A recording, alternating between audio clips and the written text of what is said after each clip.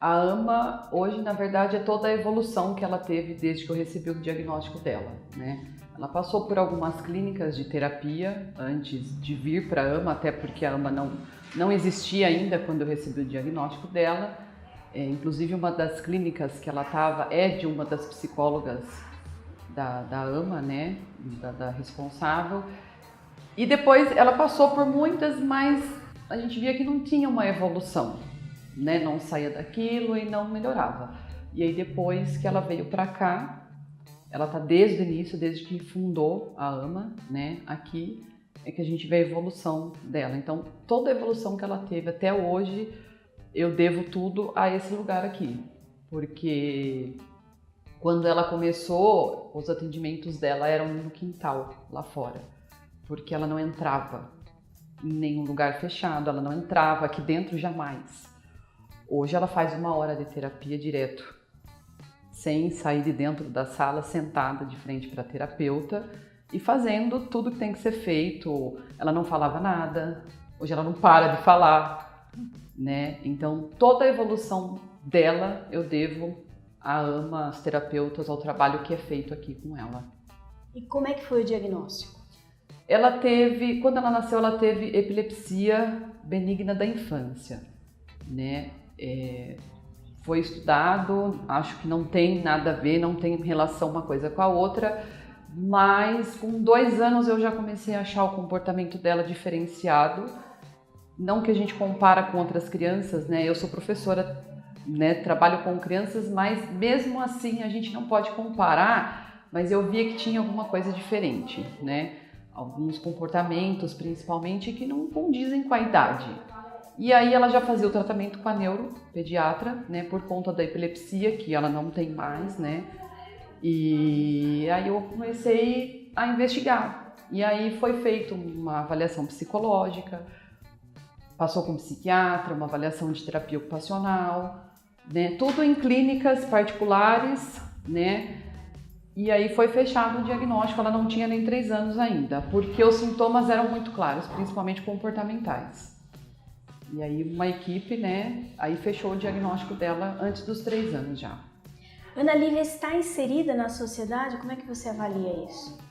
De certa forma, sim, né? Ela frequenta uma escola regular, né? Ela frequenta uma escola hoje do município. Tentei umas escolas particulares antes, não deram certo, né?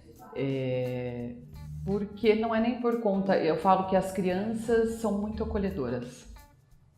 Mas os profissionais, nem é culpa deles, mas eles não estão preparados para receber.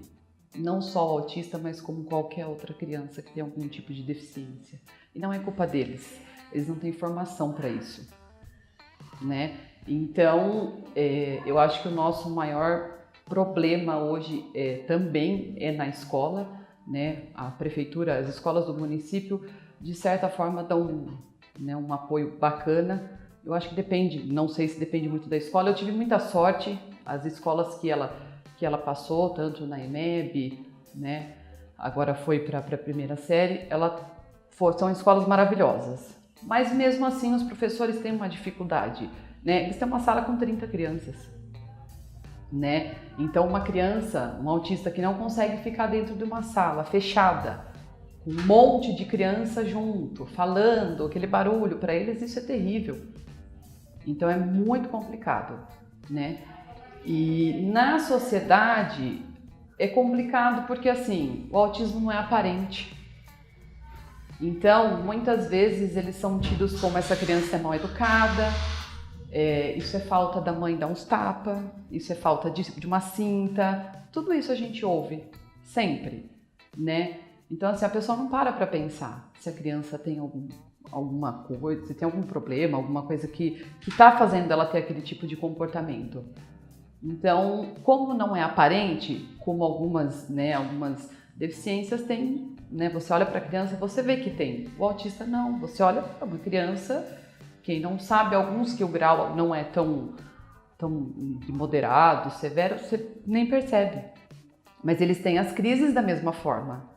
E muitas vezes essas crises estão tidas como mal educada, uma criança birrenta, porque na verdade parece que ela está fazendo uma birra quando ela tem uma crise, né? Então tem muitos olhares ainda maldosos, essa é a palavra, né? Muitos comentários maldosos, né? A gente ouve muita coisa ruim ainda.